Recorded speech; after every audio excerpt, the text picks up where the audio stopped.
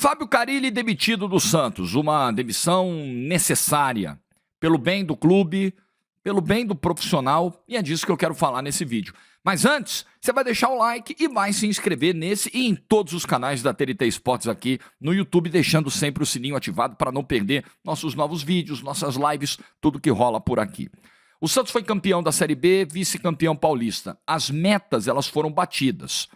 Para muita gente que não acompanhou o desenrolar da temporada, o processo em campo, pode parecer uma injustiça a demissão. Como assim? As metas são batidas e o profissional é mandado embora? Mas a análise ela precisa ser muito mais profunda. Se uma parte do público se queixa do resultadismo de parte da imprensa, ela não pode ser resultadista na hora de fazer uma análise, ela não pode ser tão rasa. O desempenho do Santos na Série B foi um desempenho consideravelmente abaixo, não apenas das tradições ofensivas do clube. Eu acho esse ponto relevante. Um profissional precisa entender a cultura, a história da instituição que ele está representando. Só que é algo até mais simples do que isso, mais objetivo. O desempenho foi ruim diante da disparidade do Santos, de qualidade, de investimento para os seus adversários, diante do nível que ele enfrentou nessa Série B. O Santos, com uma folha padrão Série A, beirando os 12 milhões de reais, tem 9 derrotas no campeonato. O Santos não conseguiu ganhar do Amazonas. O Santos tropeçou na Ponte Preta, rebaixada, no CRB, quase rebaixado, e tantos outros tropeços que eu poderia enumerar. O Santos não conseguiu se impor diante dos seus adversários várias vezes dentro da Vila Belmiro. Sempre foi o seu alçapão, sua fortaleza. O Santos tinha um treinador que se orgulhava de não encontrar variações táticas que eram necessárias. Diante do estudo aprofundado cada vez mais dos seus adversários sobre você, é preciso surpreendê-los. E o técnico do Santos, numa entrevista coletiva, depois de uma vitória sofrida contra o Goiás em casa, que veio graças a um frango do Tadeu, goleiro do Goiás, bateu no peito e disse: não, eu sou assim, eu não faço variação tática mesmo, eu vou assim até o final. O Santos teve um tratamento dado pela comissão técnica, a base no Santos é algo muito importante, visto sempre, a base é sempre vista com muito carinho pelo clube. A base foi escanteada. E você não colocar garotos em campo, não é uma obrigação você colocar os meninos em campo, se você tem titulares melhores. O problema é que muitas vezes Fábio Carille optou por deixar meninos formados do clube que tinham condições de disputar a Série B como titulares, colocando nas respectivas posições jogadores muito abaixo, jogadores indefensáveis. Fábio Carille teve uma relação com a torcida muito ruim. Não quis construir pontes com o clube, não fez gestos simpáticos ao clube, pelo contrário, o último gesto dentro da Vila Belmiro é um gesto de deboche com a instituição, quando ele minimiza a pressão existente do Santos e diz que no rival a pressão é muito maior. Ah, vocês não sabem, vocês não sabem o que é pressão. Tipo assim, aqui é fichinha. Mas esse mesmo treinador que minimizou a pressão sofrida dentro do Santos era um treinador que sequer tinha coragem de ficar na área técnica dentro da Vila Belmiro, de olhar para o torcedor do Santos no olho. Que sequer tinha coragem, por exemplo, de escalar o Patrick, uma contratação que ele avalizou, custosa aos cofres do clube, danosa, dada a condição física, técnica risível com a qual esse jogador chegou no Santos. Ele não tinha coragem de colocar dentro dos jogos da Vila Belmiro. Muito provavelmente por não suportar a pressão que viria da arquibancada, pressão que ele mesmo minimizou. Fora outros episódios. Teve um jogo do primeiro turno contra a Chapecoense, que o Santos ganha na última bola por 1-0, o Carille enche o time de meninos, tipo assim, vocês não queriam a base? Coloquei um monte, e alguns fora de posição. E o time sofreu para ganhar o jogo. Ganhou na última bola com a molecada fazendo a jogada da vitória. O Fábio Carille não comemora o gol, e na entrevista coletiva, pasmem, ele lamenta a forma como o gol foi construído. Puxa, saiu o gol como nós não treinamos. Claro, você não treinava o time com os meninos e ainda os escalou, alguns deles, fora de suas respectivas funções, posições.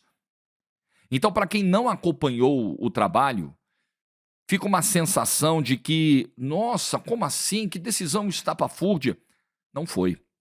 A decisão, ela foi tardia, inclusive. Eu teria tomado essa decisão, já teria demitido, tomado a decisão há muito tempo. Esse trabalho já acabou há meses. Mas eu teria efetuado essa demissão após o jogo contra o Vila Nova dentro de casa, quando virtualmente o Santos já estava com o acesso garantido. Antes mesmo do jogo do Couto Pereira contra o Coritiba. Muito antes da confirmação do título na penúltima rodada, naquele sábado, quando o Novo Horizontino empata com o Paysandu. Muito antes. Até porque tem trabalho a se fazer. O Santos precisa montar o seu planejamento para 2025, e a comissão técnica é um pilar do planejamento. Você vai trazer jogadores de acordo com a metodologia de trabalho que será implementada a partir do ano que vem. Só que o Santos tem mais decisões a tomar. Já demitiu o treinador, que não tinha mesmo como continuar. Precisa ver o que vai fazer com o seu departamento de futebol, porque algumas contratações feitas por Alexandre Galo, que já era o gestor do futebol do clube no ano do rebaixamento, foram ridículas. Oneraram os cofres do clube, não deram retorno técnico ao Santos. E esse trabalho vai continuar com o Alexandre Galo? Ele apresentou credenciais para seguir para 2025? Em termos de elenco, então, nem se fala. Nesse momento, Neymar vai voltar, Ganso vai voltar, Gabigol vai voltar. Alguns sonhos começam a ser vendidos por torcedor, mas tem que fazer o dever de casa. Vários jogadores desse elenco subiram, mas não têm condições de jogar a Série A. E aí eu me lembro de um exemplo de 2016 que ocorreu com o Botafogo. O Botafogo, no ano de 2016, subiu com antecedência para a Série A, aquele jogo lá com o Luverdense fora de casa. Dias depois do acesso, o Botafogo mandou 11 jogadores embora, de uma vez só. O recado foi muito claro. Obrigado pelo serviço prestado na Série B, pelo acesso, a meta está cumprida, vocês vão ganhar aí os seus respectivos bônus, salários, mas valeu. Série A é outra história. O planejamento tem que ser feito de forma profissional. Mas nas últimas semanas, vazaram várias informações de supostos gatilhos de renovação automática para vários jogadores do Santos, e gatilhos supostamente generosos. E nem todos esses jogadores com esses gatilhos apresentaram o desempenho suficiente para justificar uma permanência para 2025.